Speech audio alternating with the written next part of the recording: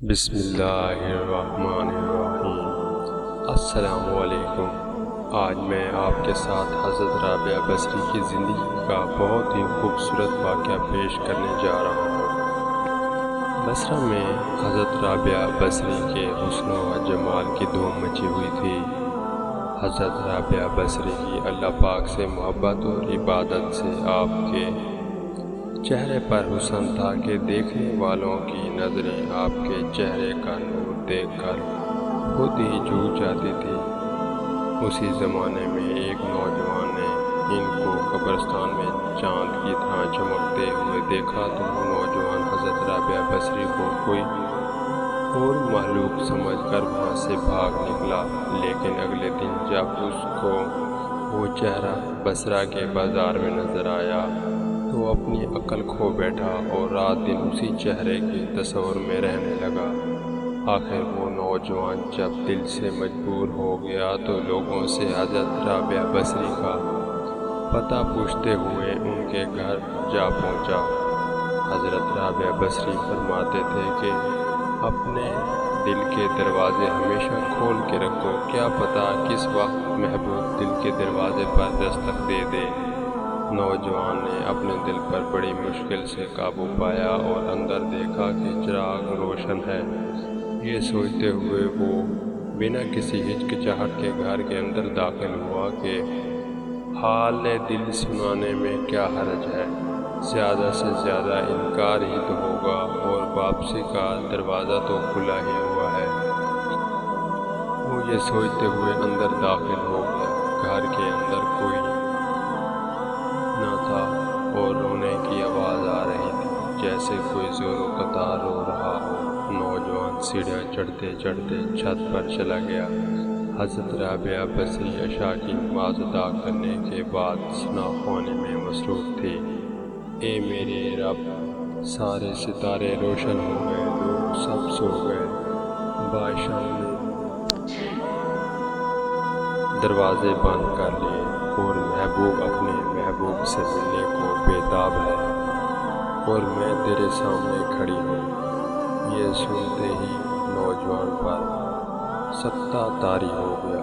اسی وقت حضرت رابعہ بصری نے پلٹ کر اس کو ایسے نظروں سے دیکھا کہ اس کی زبان گونگی ہو گئی۔ حضرت رابعہ بصری نے اس کے پاس آ کر پوچھا، اچھا کیا تم مجھ سے شادی کرنے کی درخواست لے کر آئے ہو؟ اسے اس نوجوان نے ہاتھ کا اشارہ کرتے ہوئے کہا کہ وہ بول نہیں سکتا۔ اس کے بعد حضرت رابعہ بصری نے فرمایا، آیا کہ جس طرح تیری زبان خاموش ہو گئی ہے، اگر تم چاہتے ہو کہ تمہارا دل خاموش نہ ہو تو جس راستے سے آئے ہو اسی راستے سے واپس چلے جاؤ۔ نوجوان صرف اپنی آنکھوں سے اشارے کر کے ہی یہ کہہ سکتا تھا کہ خدا کی نیک بندی، میں تیرے مرتبے سے واقف نہیں تھا، مجھے میری زبان واپس لوٹا دے، مجھ سے بہت بڑی غلطی ہو گئی ہے، مجھے معاف فرما دے اور مجھ سے لا علمی میں یہ سب کچھ ہوا ہے اور غلطی ہمیشہ قابل معافی ہوتی ہے۔ اس کی آنکھوں سے آنسو نکلتے ہوئے دیکھ کر حضرت رابعہ بصری نے فرمایا، نوجوان، اگر تم نے میرے ساتھ کوئی زیادتی کی ہوتی تو میں تجھے معاف کر دیتی۔ میں نے خود کو اپنے اللہ کے حوالے کر دیا ہے، اب یہ میرا نہیں بلکہ تیرا اور میرے رب کا معاملہ ہے، اور اگر تم نے معافی مانگی ہے تو میرے رب سے معافی مانگ، اور اگر تم نے سچے دل سے معافی مانگی تو شاید اسی بہانے اللہ پاک تجھے دوبارہ آواز عطا فرما دے۔ یہ فرمانے کے بعد حضرت رابعہ بصری نماز کے لیے کھڑی ہو گئی۔